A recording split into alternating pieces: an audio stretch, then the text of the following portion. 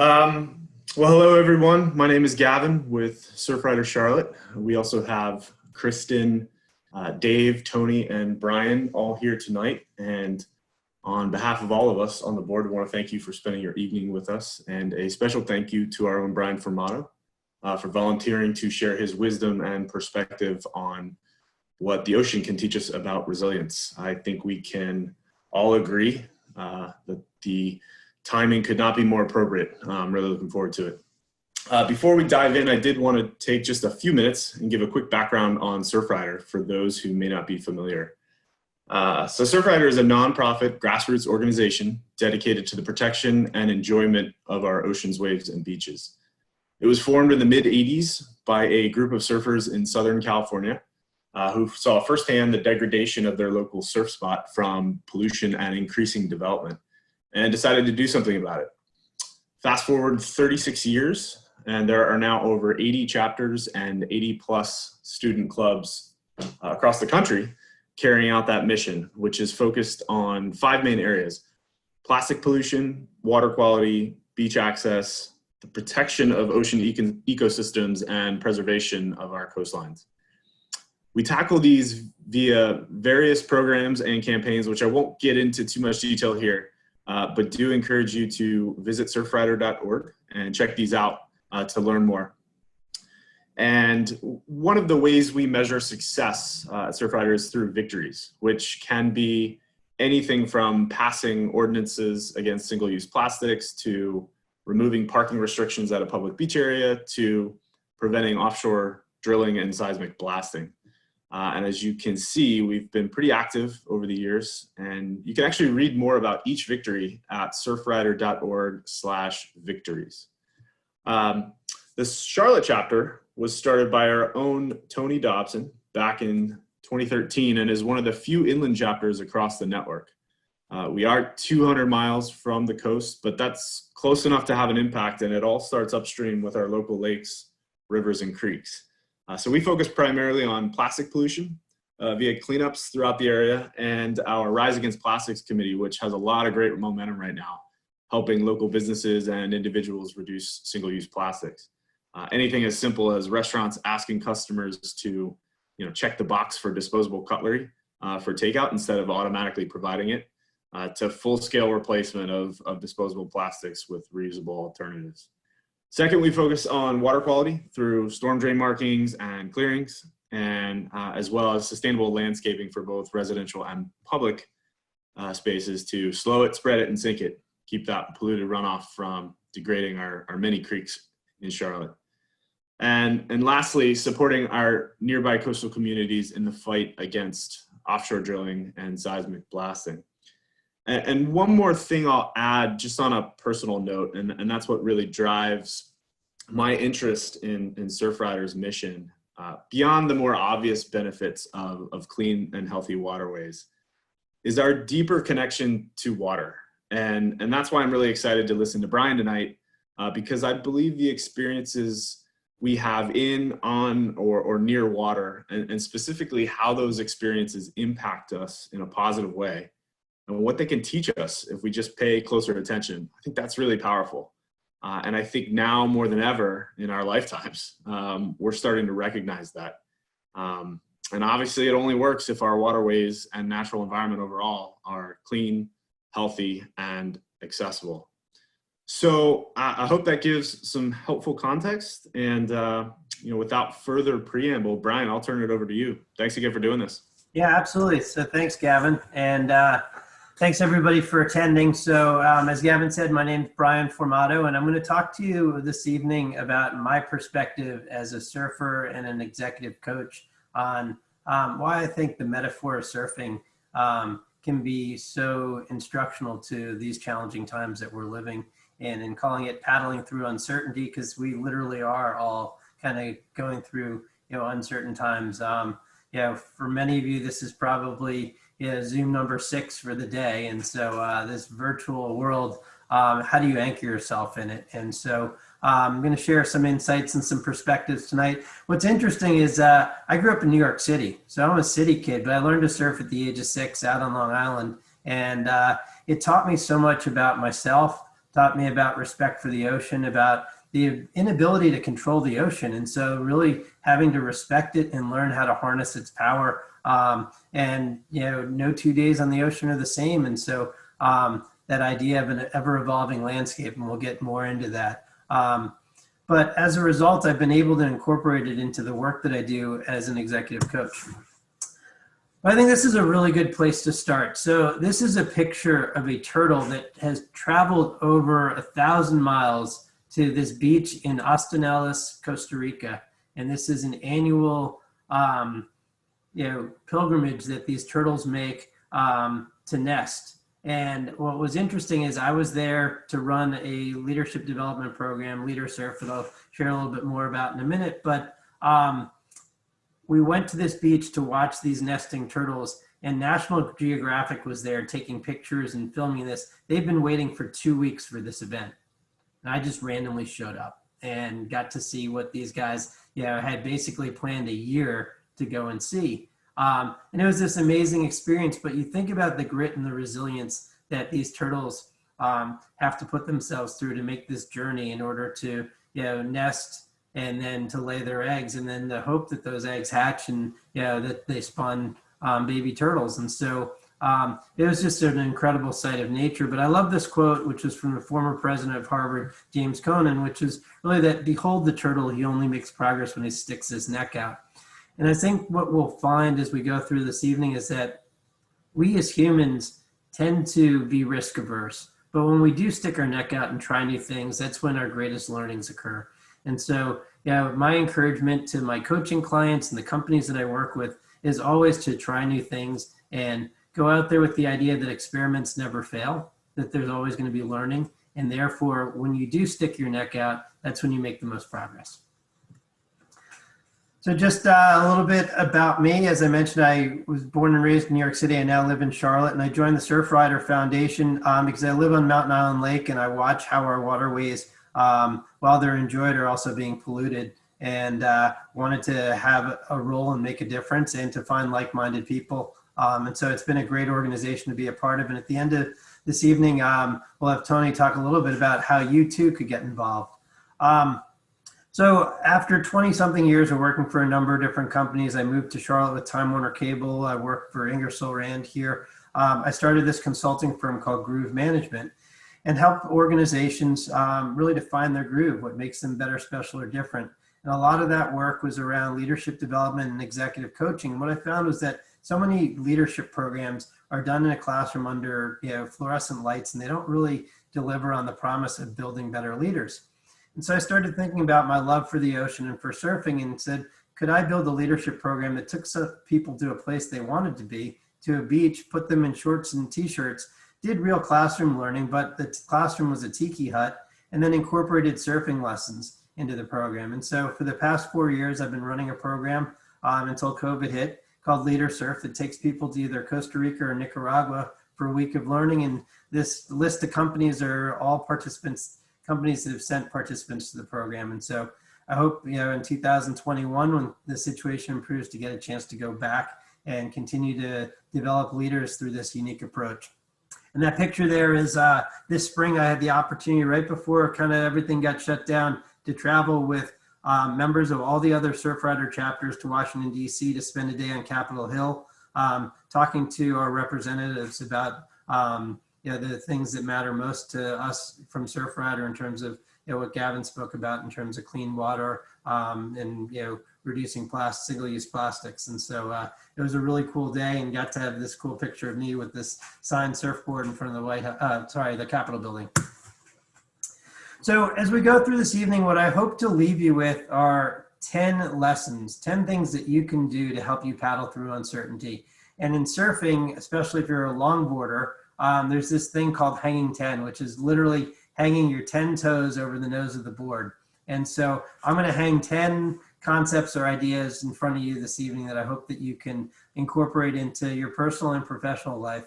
And you'll see that image that's down on the bottom of those 2 feet. And there'll be a number 1 through 10 as we get to each one of the 10 concepts. Then I'll recap them at the end. But I thought this would be an easy way to kind of bring home what it is and that the concepts are that I'm hoping to share. And we'll have time at the end also to open it up to some questions. So this is a sunset at Playa Guiones in Costa Rica at the end of a day of surfing and leadership development. And as you can see, it looks like a pretty tranquil and calm sea. And so I think what I love about the ocean is that no 2 days are the same. Fast forward to another day and the ocean could look like this, right? And just those two different perspectives, give you this respect for the power of Mother Nature and the fact that it is an ever-evolving landscape. The ocean has many faces and many attitudes. This picture was taken at that exact same picture as where that sunset was that day. And so a very different look. And so the idea here is that, you have to respect the fact that the landscape is constantly evolving, the world in which we live in. And if you rewound back a year ago and thought that we'd all be sitting at our home offices working online because of the impact of COVID, nobody would have believed it. Right. And so the idea of being able to adapt to our environment and circumstances, I think that's one of the first things that I find so interesting about surfing is that, it's an ever evolving playing field and we can't adapt the playing field. We can't shape the waves. We have to adapt ourselves to it. And I always look at it and say that the surfer doesn't catch the wave catches the surfer. And so as somebody that teaches people to lead other people, what I recognize is that trying to manage and manipulate people doesn't work as well as trying to change the way that you interact with them to get the most out of them. Likewise, a surfer has to put themselves in a position to be caught by the wave and to harness its power. So this surfing metaphor, there's so much to it and so many ways to look at it. Here's just some simple ideas, right? The idea that surfing isn't easy, it's the first one, and that most of the most rewarding things in life don't come easy. And it's through hard work and it's through perseverance and resilience. And I think that's the first thing in terms of teaching people to surf is it's really a journey of self-awareness and this idea of, every time you get knocked down, getting back up. Again, there's that Chumbawamba song, I get knocked down, but I get up again. Don't ever let me keep me down. And so this idea of every time you fall down, you have to get back up. Right. Unfortunately, in surfing, it's not as painful necessarily when you wipe out as maybe skiing or other sports, but you are going to wipe out. Surfing, like being an entrepreneur, it's a spiritual journey, right? It's putting yourself at one with nature. It's a very introspective. It's both a lonely sport and filled with camaraderie. It really requires mind over matter. I find that surfing is very much a mental game and that my biggest challenges in surfing are typically, overcoming my own fears. And we'll talk a little bit more about that. You absolutely have to be fully present and in the moment as you're surfing. Ego is no amigo, right? So overconfidence will get you in trouble in the ocean. But it does require perseverance and persistence in order to, progress in the sport. And what I love is that you can start surfing at a very young age. As I said, I started at about the age of 6. And I love seeing people in their 70s out in the water doing it. So, there's camaraderie that exists. And, when people catch that first wave and somebody else sees it and high-fiving or seeing someone else catch their first wave and that look on their face, it's amazing. But then there's also this whole idea of, building character around there's etiquette. Like in so many other sports in terms of not cutting people off and so forth. And so not only do you have to respect the ocean, but you have to respect others out there. And you definitely have to be patient, right? Surfing is definitely a lot more about paddling and about waiting than it is about riding. All these pictures of people riding the wave, that's like 5% of surfing. The other 85% is paddling and maybe 10% of it is sitting out in the lineup waiting for the wave. So kind of the first hang 10 takeaway would be this idea of balance being key. And balance in surfing, much like in life. And this is something I think we're all trying to navigate right now is how do I balance work and family life?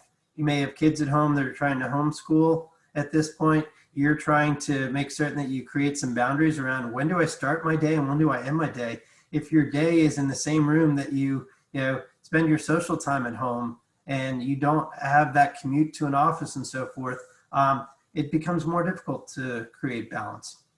Another thing that I think surfing teaches is this idea about priorities. how do I balance my short-term priorities, what's the here and now, with long-term goals? My personal needs versus the needs of others. In a business setting, how do I focus on growing revenue versus containing costs? And this is one that I see so many companies struggling with right now, is that they're playing so much defense, cutting costs at all expenses, cutting back on, investing in their people and so forth.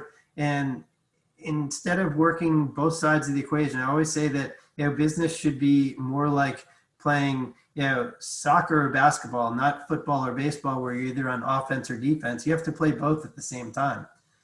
If all you do is play defense, the best you can do is tie at zero. And so this balance of growing revenue and containing costs, and then competing and collaborating.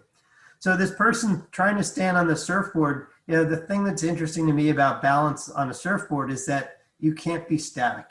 The environment that you're in is constantly moving, and therefore to maintain your balance, you have to be constantly shifting. And I think it's the same for what we're facing in our everyday life, is that you can't maintain your balance by standing still. You maintain your balance by making minute adjustments all the time. And so trying to be really aware and mindful of what it takes to keep your life in balance is more important now than ever. This idea of maintaining perspective is another one, right? So when you think about it, as a surfer, you have to look at what's right in front of you, the wave that's about to crash on you, as well as keep your eye on the horizon to see whether another set or bigger waves are coming.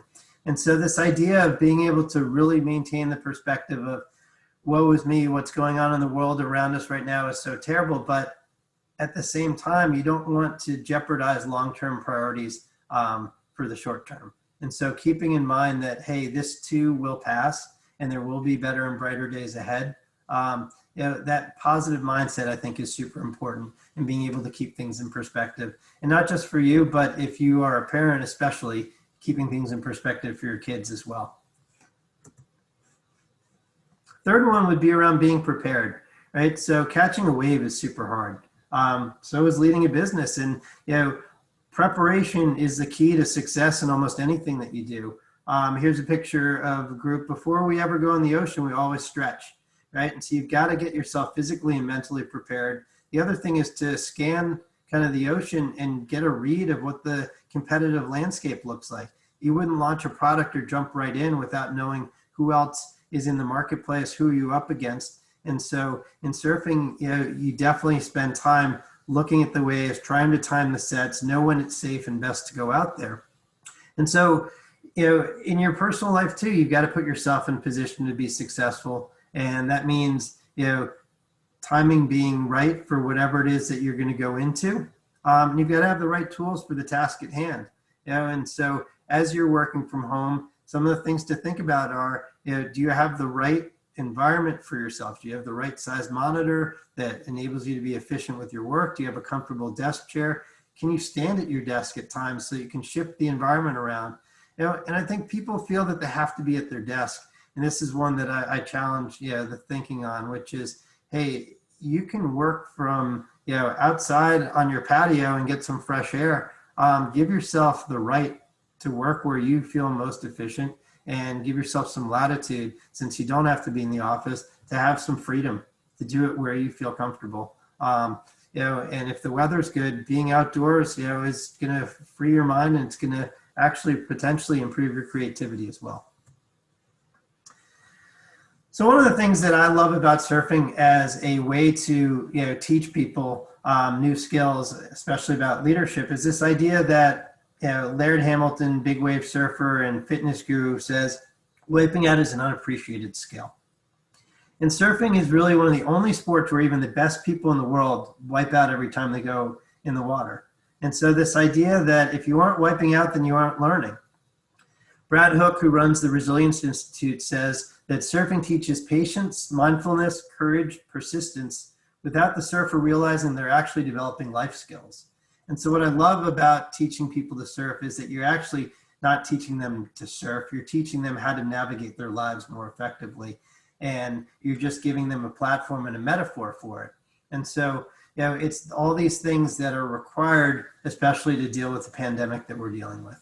But this idea of, being willing to wipe out, And to make mistakes, once again, back to the turtle, stick your neck out. So when you think about resilience, let me start with just a basic definition. Resilience is the capacity to adapt from negative change and to recover from it as quickly as possible. It's something that we all need, and it's kind of a foundation to happiness and success in life. And if you look at kind of where resilience starts, it really starts up here in your mind, right? And so it's like with your beliefs, your thoughts, your feelings, which then translate into action and results. And so we've got to have this mind over matter approach when we're dealing with, difficulties, and that's what leads to being resilient. So what I'd like you to do for the next 30 seconds or so is think about the largest obstacle you've ever had to overcome in your life. Get something in mind, something that you had to overcome. And just I want you to kind of think about what that specific situation was. And then I'm going to ask a follow-up question.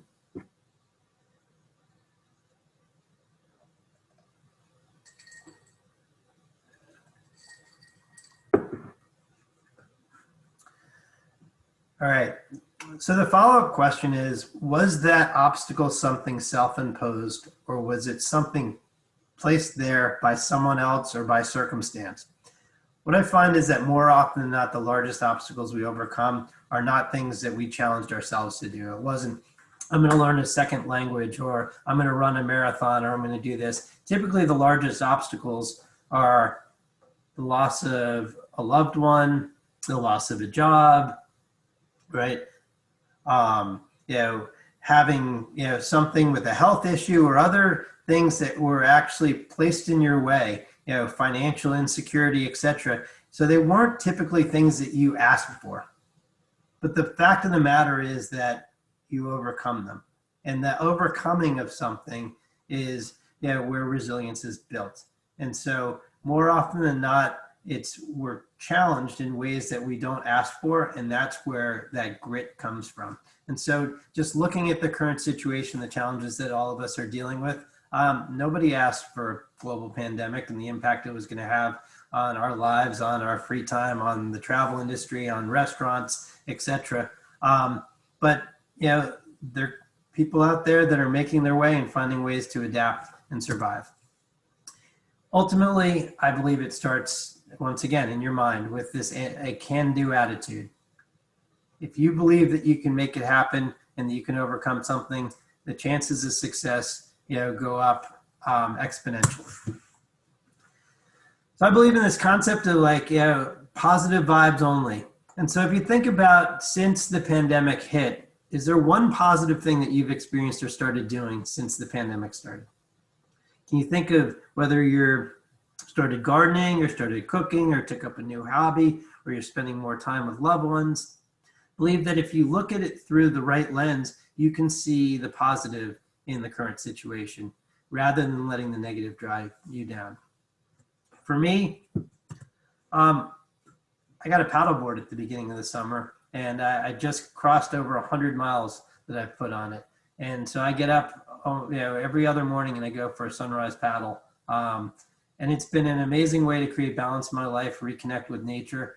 And as a result of it, I find myself more energized for the day ahead and for the work that I have to do, most of which is sitting in front of the computer. Think of resilience like a muscle that's strengthened through adversity, right? We all have the capacity to build it, but it's really through hardship and the things that aren't going well that muscle gets strengthened. But resilience often begins with resistance, right? So it's the normal response to something new, to change that's imposed upon us, is to push back or fight against it. And it's once we overcome that resistance and recognize that we've got to adapt, that's when we start to survive, right? We start to make the changes. And so it can be a subtle change that you make in terms of a pattern of behavior or habits that you have and so forth. And so, my challenge to you is be mindful of what your daily routine looks like. How do you start your day? How do you end your day? What do you do differently? And can you get into a groove or a better pattern? Especially now that summer's over and this is more of a time for back to routines. Having that routine and adapting, I think, will be really helpful. This image on the left is what Instagram and social media makes us think success looks like. This straight line from, I had an idea to all of a sudden, like I've got 1 million followers and I'm awesome. When in fact, more often than not, the path to success has a lot of detours, roadblocks, and so forth. And so this idea of being able to adapt to negative change and recover from it quickly, it can be learned and cultivated. And the people that have been through crap and that have had to deal with adversity, typically that muscle of resilience is stronger in them. So that when they hit more adversity, they deal with it more effectively than people that haven't dealt with it before. So if you think for a minute about the most resilient person you know, who are they? What makes them resilient? What did they face? And what did they do to overcome it? Just think about the people in your life, people that you've read about. And I'll share quickly a slide that I've been using in a different presentation. But if you look at this list of people, from Steve Jobs to Oprah to Bill Belichick, Cam Newton, Jerry Seinfeld, the one thing all these people have in common, Mark Cuban, they're all fired from their job at one point. Right? You look at this group of people, and this is a pretty uber successful group of people. And maybe the sweetness of that success wouldn't be so sweet, and they wouldn't have gotten to where they are today if they hadn't stuck their neck out and at one point wiped out. That wiping out and that experience of losing the job or getting fired probably helped shape who they are today and their success. And so what I say to anyone dealing with a hard time is that it's going to build character. It's going to make you better for the future. Ultimately, when you look at an organization, believe that an organization is only as resilient as the people that are leading it. And so if there aren't resilient people in an organization and they don't have grit and they're quitters, the chances that that organization is going to survive is really minimal. But as a team, when people believe that they can make it through and power through, that becomes contagious and that can lead to success. It really starts in your mind. So this guy, Robbie, standing on the surfboard there, came from India to the LeaderSurf program. He works for FCB India, which is a big global ad agency. And when he was asked by his boss to attend the program, his concern was, well, I don't really swim very well, and I'm a little afraid of the ocean. Robbie had in his mind that he was going to make this happen, and that his goal was that he was going to actually surf. And through that self-confidence and through trusting the process and those around him, he ultimately was able to ride a wave that week and never got into trouble in the ocean or anything. But it all started with him having that belief in himself and the determination. Another characteristic of resilient people is that they're self-aware. They're really tuned into how the world is impacting them. And so they reflect, they take time to be mindful, to reflect on how things are impacting them. Resilient people typically see obstacles as challenges, right? They don't see them as things that can't be overcome. They see them as things to overcome or to go around. Probably my favorite, though, is this idea about learning from failure, right? Resilient people see failure as learning. And so they recognize it as, oh, it wasn't a bummer that I failed. It was, there's a lesson in it. And I'm going to make certain that I capture that lesson and make myself better as a result of it. And so this woman, Suana, one of the things that people are taught when they're taught to surf is how to fail, right? In business, you're not taught how to fail because failure is not an option. But in surfing, you know that everybody's going to wipe out. So the first lesson that we teach, and we use professional surf instructors for this, is how to fall. And she is doing a classic starfish. The idea of falling like a starfish is that if you fall head first, you could, break your neck or hit your head on the bottom. If you fall foot first, you could potentially sprain your ankle or something. But if you fall like a starfish, you're not going to go as deep below the surface, and it breaks your fall and slows you down more. And so, this is the idea of a 10 in terms of perfection of failure. And so this idea of learning to fail and teaching people to fail because it's inevitable that you're going to fail is a really cool concept within surfing. This idea of having focus, right? Squirrels have a difficult time focusing, but if you can maintain focus, that's one of the characteristics of being a resilient person. It's being able to focus. on the problem at hand and not get sidetracked by lots of distractions. This ability to transform, right? To go from a caterpillar to a butterfly. And resilient people typically have high EQ, right? Not IQ, not the smarts, but this emotional intelligence, this ability to understand, relationships and others, and this balance between, the heart and the head and decisions. Another one that I find really important is that they find ways to create routines. And this to me is one of the most important kind of things that you can do when dealing with the challenge of the pandemic is create a routine. And this is a picture of somebody commuting with their surf gear on top of their Tesla. It's actually in Oslo, Norway. But what's cool about this is I have a client who told me that working from home is killing him because he would use his commute as his opportunity to get in the game and get ready, mentally prepared for work every day. And so after a coaching session, I said to him, well, what's stopping you from commuting? He goes, well, what do you mean? So, well, why don't you get in your car in the morning and go for a drive and then pull back in your garage and go into your home office? And so for the past several months, he's been doing that. And he said that it's made an incredible difference. He spends, 10 minutes in the morning in the car, driving around the neighborhood or driving, somewhere to get a coffee or whatever, but it creates a boundary between the start and the end of the day. And it's little hacks like that that you can impose that really make all the difference. Because I think it is very difficult to have that, that differentiation between back to balance, work and home. People that are resilient also have strong social bonds. And so this idea of isolating during the pandemic and not getting out, not being with people, I think is one of the, from a mental health standpoint, it's the biggest downsides to it.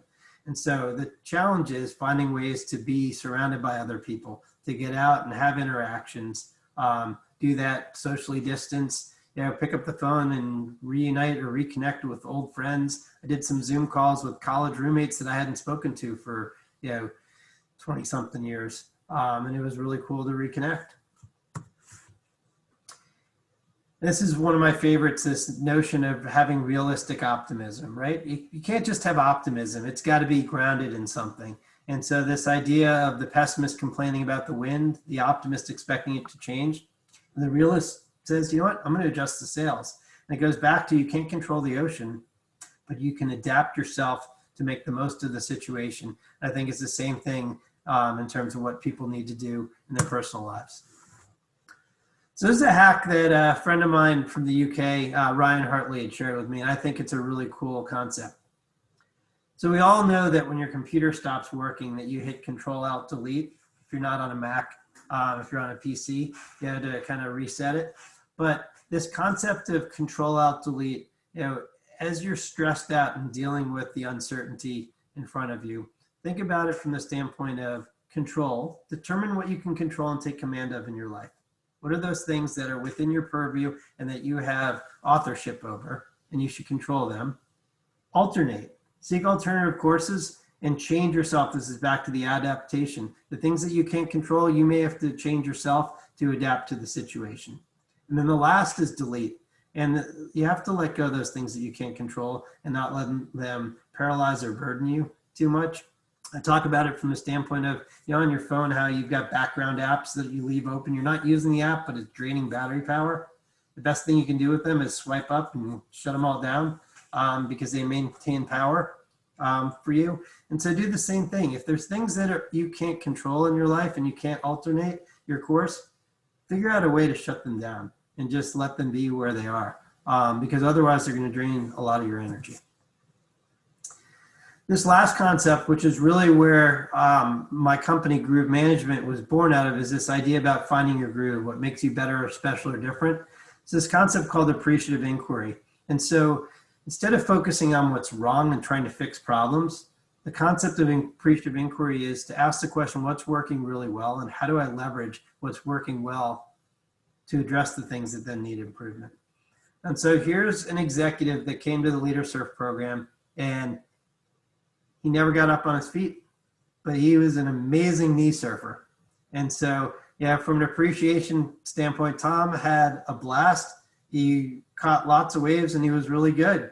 And so you just have to appreciate that your way may be the right way. and that you don't have to be judged and you don't have to compete and try to do things someone else's way, but you have to appreciate the good things in your life and the way that you're approaching things. And if it works for you, that's what's most important.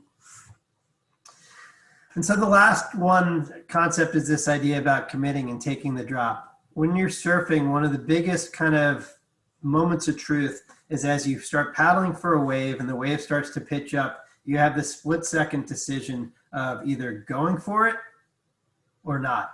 And if you don't go for it, you may stand up and the wave will pass you by and you'll have missed the wave. And if you do go for it and you go for it too late, you'll go over the falls. And so timing is everything. And so this is where surfing is a mental game. And so in your personal life, what you can learn from that is overcoming those demons in your head and being able to say, I'm going to commit to doing things. And I think it's a really good idea to write down your commitments and then have an accountability partner, somebody that can say to you, did you follow through on what you said you were going to do? You know, and whether that's taking this as an opportunity to walk your 10,000 steps a day or get in shape or go paddleboarding or, you know, spend more time on a hobby or with a loved one. But whatever it is, make some commitments and then make certain that you take the drop, that you follow through on them. So just to recap, hang 10. First, having balance in your life is key. Maintaining that perspective of what's right in front of you and what's on the horizon. You know, being prepared, like mentally and physically prepared for whatever you may face. Be willing to wipe out. Know that making mistakes is where the learning happens. Having that can-do attitude. Be self-aware. Look in the mirror a little bit more and reflect on, you know, how am I dealing with this? And I'm not alone in having uncertainty around the world around me and what's going on, and job insecurity, and wondering about, am I going to get to travel and see family for the holidays, etc. Just be in tune with how all of this is impacting you. Embrace failure as learning. So, take a few risks and see if you can fail at a few things and what you can learn from them. Remember that Control-Alt-Delete concept. Appreciate and be inquisitive about the things that are working well and ask, are they working well by luck, or are they working well because I planned them to work well? And what else can you apply that to in your life? And the last is, commit to taking the drop. Go for it, and whatever it is that you're trying to do in your life. I love this Einstein quote. He says, life is like riding a bicycle, but I'm going to put a surfboard in there instead. To keep your balance, you got to keep moving. So, in these uncertain times, to keep your life in balance, I think it is important to keep moving.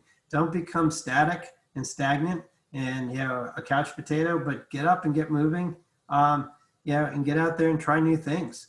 And I think that it will be more fulfilling for you all around. So last piece, really, this LeaderSurf program that I talk about, I'm hoping that it can go again in 2021. As of now, we haven't planned a program, but you can't stop the waves, but you can learn to surf. And what we do is 5 nights, 6 days of leadership development, typically paid for by a corporate employer, as a leadership program, sending individuals or sending a group. We do leadership modules. There's one-on-one executive coaching. Each person brings a business challenge that they share with the other participants, and those participants weigh in on how they think the person should address their challenge. We do the daily surfing lessons. And then we do a community aid project to give back. What was cool is we partnered with Waves for Water when we were in Nicaragua, and we installed water filtrations in villages that didn't have access to clean drinking water. And in Costa Rica, we've been building and installing swing sets at schools and at community centers for the kids. And so it's a rewarding servant leadership approach. And so hope people will go to leadersurf.com to learn more about that, or more about the coaching and leadership programs that I run under Groove Management. So I hope you took some nuggets away from this, and I'm going to turn it over to Tony for a couple of minutes to talk about Surfrider Charlotte and membership, and then I'll open it up to some questions.